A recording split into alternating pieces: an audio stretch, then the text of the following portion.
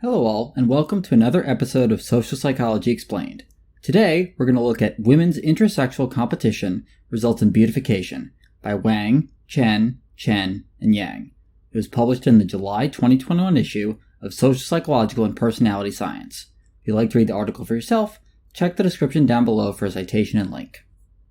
Now, if you, kind viewer, appreciate appeasing the algorithm gnomes, you can do so by liking and sharing this video, leaving a comment down below, and subscribing to the channel. While competition among people is pretty ubiquitous, psychology research is primarily focused on male competition and the fact that men are more competitive than women. While this may be true, it can ignore the fact that women do compete all the time, and the authors of this paper were interested specifically in competition for romantic partners. Since this paper takes the evolutionary psychology perspective, I feel that it's important to clear the air about evolutionary psychology. I want to be clear. There are a lot of armchair psychologists and all-around misogynists, racists, etc. who use evolutionary psychology perspectives to justify their bogus and problematic beliefs. That said, evolutionary psychology does have some insights, and while it can be a smidge hand-wavy, the theory can be useful in understanding some findings. Now, from an evolutionary psychology perspective, some behaviors can be understood through competition for romantic partners. When there are a lot of people competing for not that many partners, you might see some different behavioral trends than when there are plenty of partners to choose from. This ratio of mate competitors to potential mates can be indexed using the operational sex ratio. In the wild, many animals compete for mates using violence, but we humans tend to compete in other ways. When men face a lot of competition for partners, they can get more aggressive and tend to devote more resources to dating and courtship. For example, they might spend a lot more money on a first date than they would when competition is low. When women face a lot of competition for partners, they tend to be less selective in whom they partner up with. And there is some evidence to suggest that women compete in terms of sexual appeal. Which brings us to beautification. Beautification refers to the investment in one's physical attractiveness. It is generally thought that beautification is highly related to self-sexual-objectification. Self-sexual-objectification is when people, often women, internalize the perceptions that others have of them and focus on their appearance more than their other characteristics, thereby objectifying themselves. While there is a plethora of research showing negative consequences for self-sexual objectification, some more recent work has also shown that there is a positive side. For example, women who feel attractive and self-objectified show a temporary boost in self-esteem. Self-objectified women can also feel more assertive and feel more self-efficacy. As such, the authors of this paper thought it plausible that greater competition for partners might lead women to focus more on their appearance. On to studies 1 and 2. Both are what I'd call first look studies. Great for when you want to do an easy and inexpensive first look at something, but not so great for definitive conclusions about some phenomenon. Both looked at OSR and income inequality by state as predictors. Honestly, I'm not sure how I feel about the use of income inequality as a predictor here.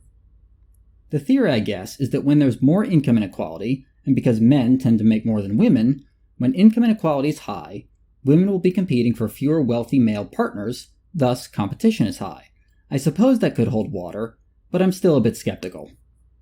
In Study 1, they looked at how these factors predicted Google searches for cosmetic surgery, and in Study 2, they looked at plastic surgeon density. And now results. Study 1 found that states with more male-heavy OSRs and income inequality predicted more Google searches for cosmetic surgery. Study 2 also found that higher OSRs and income inequality predicted greater plastic surgeon density. Study 3 was a quasi-experiment. In a quasi-experiment, you compare groups with different aspects to see if there are differences between them. The difference between a quasi-experiment and a true experiment is that in a true experiment, you have random assignment to groups, whereas in a quasi-experiment, you do not. The authors recruited 681 students from a large Chinese university, and they specifically recruited from different colleges within the university that had male-biased and female-biased OSRs. Students completed surveys using a Chinese equivalent to Qualtrics, and in addition to demographics, they completed the body surveillance subscale of the Objectified Body Consciousness Scale, which measures exactly what you'd expect. And now results. As usual, all charts in this video are my own creation based on information from the paper.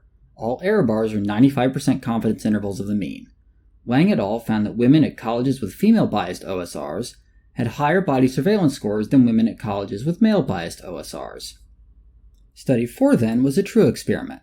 They recruited 177 single, female, heterosexual college undergraduates for a supposed speed dating event. Participants thus were randomly placed in conditions with either a high number of men compared to women, or a high number of women compared to men. The survey was disguised as a background info thing in preparation for the dating event. Participants were told the supposed ratio of men to women for the event, and then completed the various measures. To examine the extent to which people invest in their appearance compared to internal characteristics, participants were asked to allocate a total of 100 points to a series of attributes.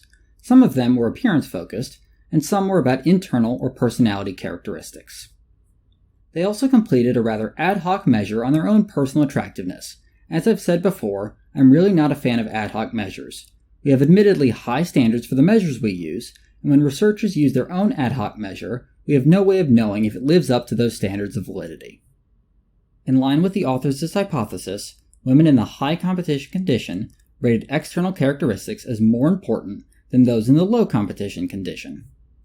However, the authors were concerned that not all women would engage in the implied competitive aspect of Study 4, so they did 2 more studies to follow up on that. So, in Study 5, they presented participants with an attractive potential partner.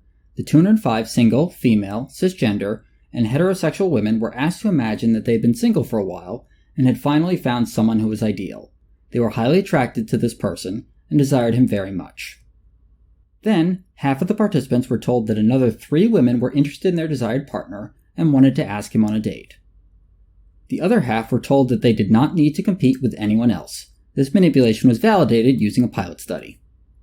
All participants completed the body surveillance subscale of the Objectified Body Consciousness Scale, which was then modified to hopefully measure more state body surveillance rather than trait body surveillance. And for control measures, participants reported how much they wanted to see this fictional person and how attractive they were using the same ad hoc measure as Study 4. As predicted, participants in the high competition condition reported more body surveillance than those in the low competition condition. Study 6 used the same manipulation as Study 5, but the authors were also interested in the downstream effects of self-objectification, namely how likely women might be to buy appearance-oriented products. They recruited a final sample of 195 cis-het and single female college students.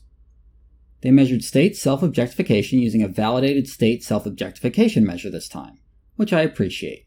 I do wonder why they didn't use this measure in previous studies, but it could simply be that they hadn't found the measure until Study 6. Especially since the source paper is over 20 years old, there may not have been a digital copy readily available. Now, the keen-eyed among you might have noticed that there are 12 items here instead of 10 like the paper said.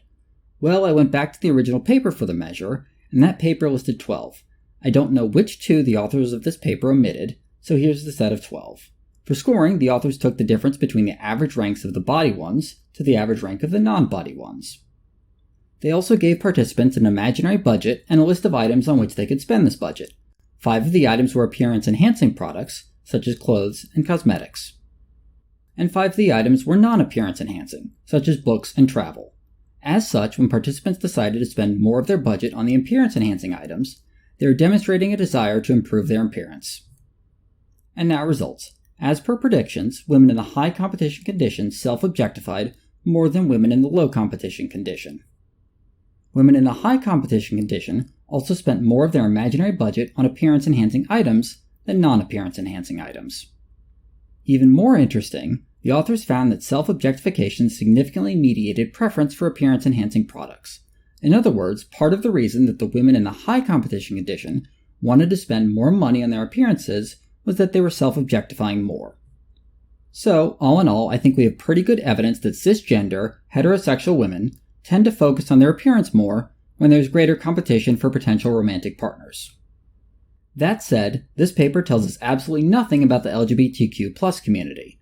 Do lesbian, bisexual, and/or queer women show a similar trend when there is greater competition for potential partners? Or do they compete in other ways? What about trans women? What about assigned female at birth non-binary people? Just to be clear, I'm not particularly put out that the authors did not include the LGBTQ+ community in their studies for this paper. No paper, no matter how much data is presented, can look at everything, and this series of studies presents an excellent jumping-off point for future research. There's certainly a lot of room to run here for researchers who are interested in how evolutionary psychology theory, especially theory based on heteronormativity, might extend or not extend to the LGBTQ+ community. Shifting topics a little bit, the authors emphasized how their findings were especially meaningful because they came from two different cultural contexts, the US and China. While that may be true in letter, it isn't really true in spirit. While I think their initial two studies are perfectly adequate for getting an inexpensive and easy first look at a phenomenon, they are nowhere near adequate to claim that said phenomenon is definitely real within a cultural context. If some researchers do want to try and replicate studies 3 through 6 in the US, I would love to read that paper and present it on the channel. That's all for now. If you've got a paper you'd like me to look at, or more thoughts on this one, let me know in the comments.